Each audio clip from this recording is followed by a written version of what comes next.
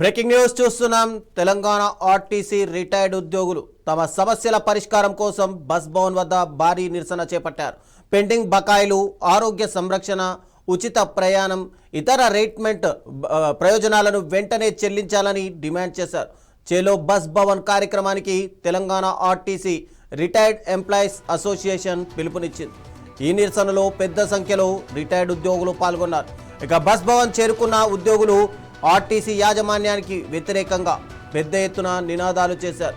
ఈ ఆందోళన నేపథ్యంలో బస్ భవన్ పరిసరాల్లో భారీగా పోలీసులను మోహరించారు. ఇక పోలీసులు నిరసనకారుల మధ్య తీవ్ర తోపులాట జరిగింది.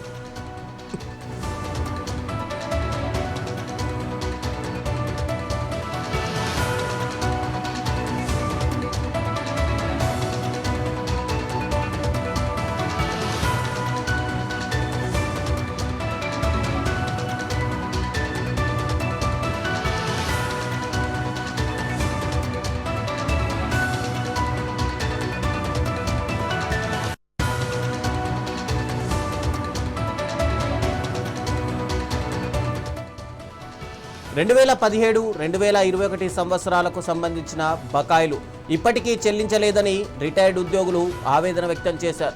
ఆ బకాయిలను త్వరగా చెల్లించాలని డిమాండ్ చేశారు. రిటైర్ ఉద్యోగులకు ఈఎస్ఐ ఆసుపత్రుల్లో 2 నెలలకు సరిపడా మందులు అందించాలని కోరారు.